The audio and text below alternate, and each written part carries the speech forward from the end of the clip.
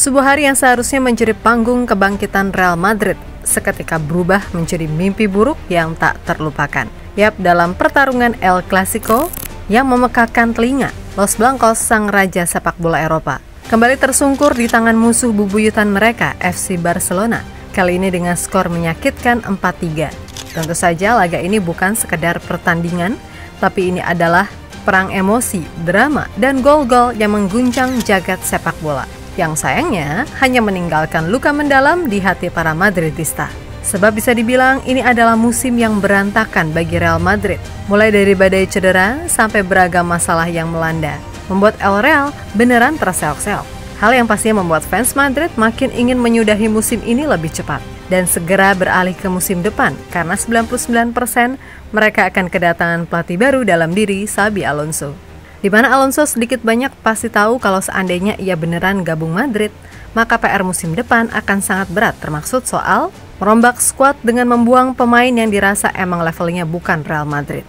Selain itu, masalah kesenjangan ego antara Vini dan Mbappe juga jadi PR yang harus dicari solusi. Terutama soal Vini, di luar 2 assist yang ia berikan ke Mbappe, Vini beneran tenggelam dan sering nyusahin rekannya sendiri ketika berulang kali Madrid dapat momentum. Hal yang diduga menjadi salah satu penyebab mengapa seorang Jude Bellingham tampak begitu frustasi. Ya, pada intinya Madrid benar-benar dalam masalah besar yang pastinya bikin semua fansnya khawatir.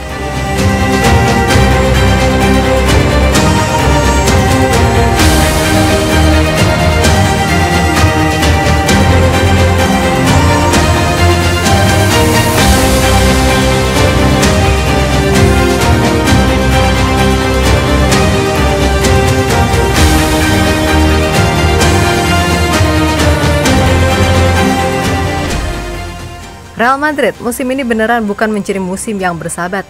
Beragam masalah yang ada pada akhirnya ikut mempengaruhi performa mereka. Yang paling terasa kepergian para pemain senior yang selama ini jadi tumpuan. Beneran membuat Real Madrid kini seperti kehilangan arah. Hal yang wajar karena mengingat sebagian besar pemain di tim ini adalah pemain muda. Sehingga mau tak mau, ya inilah kenyataan yang harus diterima. Termasuk dipecundangi rival abadi Barcelona. Yap, dalam El Clasico terbaru, Real Madrid kembali kalah dari Barcelona. Kali ini dengan skor tipis 4-3. Nah, sebenarnya di awal-awal Madrid mampu bermain cukup bagus dengan unggul 2 gol cepat lewat Mbappe. Akan tetapi seperti biasa, lini belakang Madrid saat ini tak ubahnya mirip seperti lini belakang timnas Indonesia di era kegelapan. Mudah panik, salah ambil posisi, dan sering banget telat nutup. Sehingga ya gitu, mereka sukses di comeback dengan hantaman 4 gol. Yap, malang untuk Mbappe. Ia yang tampil luar biasa dengan hat-tricknya. Nyatanya tetap nggak mampu menyelamatkan Madrid dari kekalahan. Dan tentu saja, kekalahan ini semakin membuat peluang Barca untuk juara La Liga jadi makin besar. Sedangkan Madrid, ya udah mereka mau ngarepin apa lagi musim ini? UCL lewat, final Copa del Rey lewat.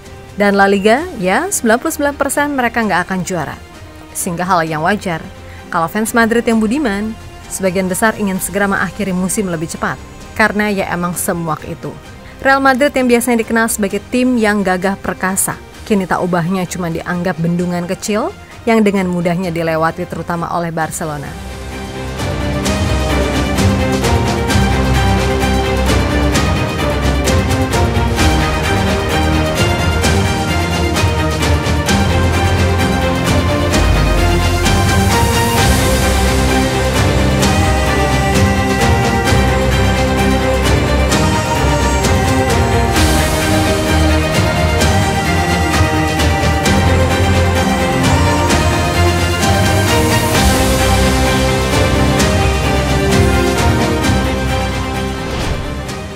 Yap, di laga ini Madrid emang layak kalah dari sisi manapun.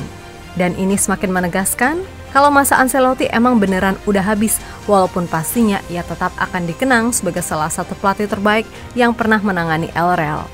Yap, melawan Barca secara ball position, Madrid kalah jauh karena cuma menguasai 38% penguasaan bola, sedangkan Barca sampai 62%. Kemudian dari sisi peluang, Barca total melepas 23 shots dengan 9 on target dan memiliki 7 big chance. Jelas itu adalah jumlah yang luar biasa karena Madrid di satu sisi cuman bisa melepas total 9 shots dengan 5 yang on target serta memiliki 5 big chance. Mungkin jika dilihat, Bisalah dikatakan setara, tapi yang membedakan, so pasti adalah XG-nya. Barca 4,21, sedangkan Madrid cuma 2,66. Ya intinya di laga ini Real Madrid beneran diobok-obok, setidaknya setelah 2 gol cepat yang dibuat Mbappe di awal-awal pertandingan. Yap, sebenarnya cukup banyak alasan mengapa Madrid begitu meletre musim ini. Pertama, soal kepergian Toni Kroos yang selama ini jadi jenderal pengatur lini tengah, yang mana itu jelas ditutupi lubangnya. Lalu badai cedera yang silih berganti mendera.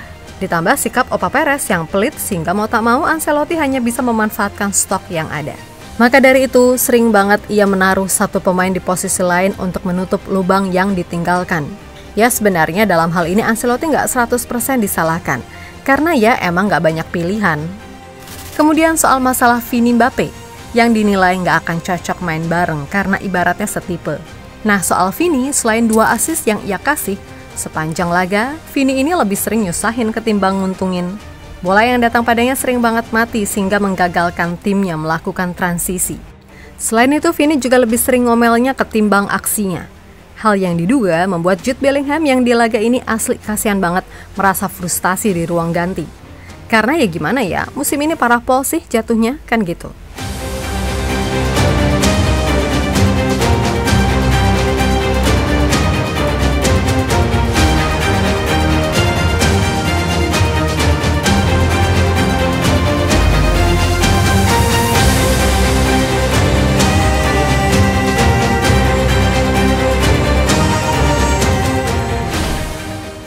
Sementara itu, fans Madrid yang budiman emang pengen segera ganti musim dan kabar soal Xabi Alonso itu moga-moga beneran.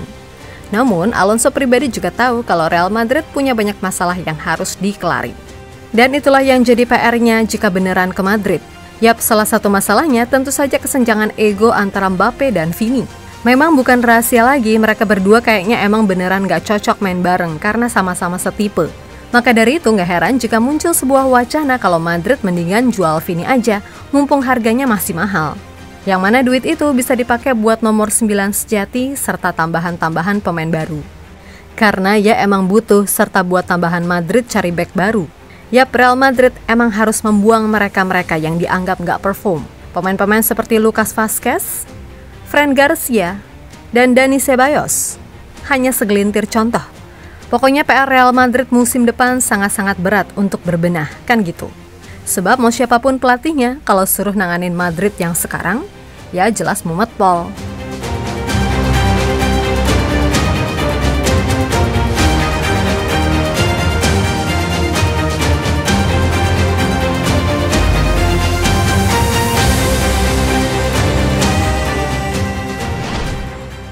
Yap, terlepas dari apapun, kekalahan ini secara otomatis menandai keempat kalinya Real Madrid takluk dari Barcelona di musim 2024-2025. 4-0 di La Liga, 5-2 di Supercopa de España, 3-2 di Copa del Rey, dan kini 4-3 di laga penentu gelar La Liga.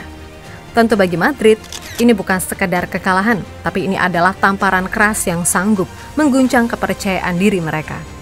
Sementara itu Barcelona dengan Lamine Yamal dan Rafinha sebagai pahlawan melangkah gagah menuju tahta La Liga, meninggalkan Madrid dalam debu keputusasaan.